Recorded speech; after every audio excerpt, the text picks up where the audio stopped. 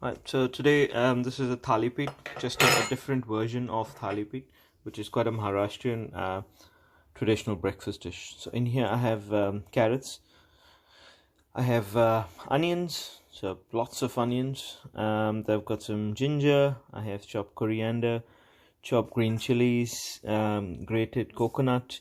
I've put in some quinoa because I had some, and then I've got some semolina, and I have oats, rolled oats, and quick cook oats.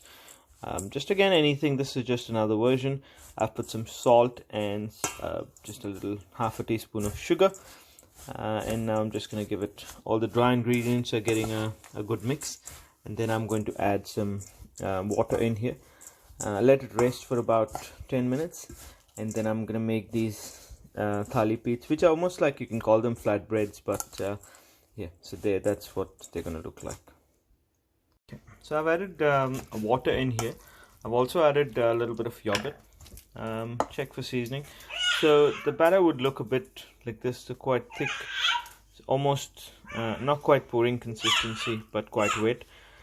So just remember that all of the oats and the semolina are going to get hydrated with the water and the yogurt, and it is going to take a little while, so it might end up a little bit more drier. But plus, once you've added the salt, the carrots and onions are going to release the water as well, so that's going to help as well. So don't add too much water and not too little.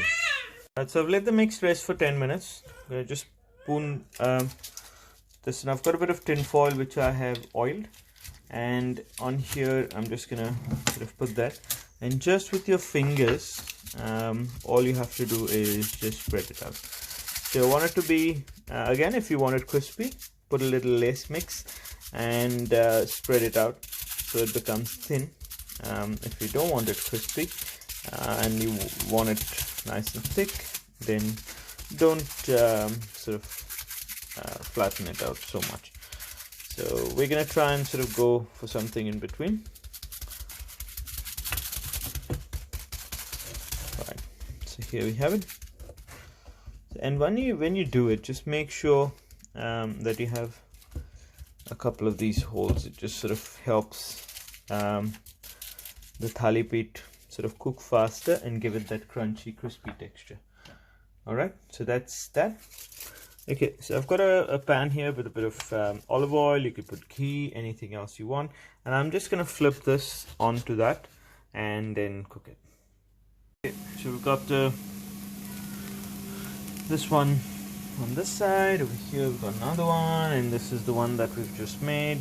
So put a bit of ghee on one side, or clarified butter. I'm just gonna sort of flip these over and just see what they're like. This one's probably not quite ready to be flipped. Yeah, so once you sort of start, and over here, if you can see, I've got another one ready to go. So nice production line, nice and easy, and enjoy a Maharashtrian thalipit, but with a twist, adding quinoa, oats, vegetables, and a few other things. Enjoy.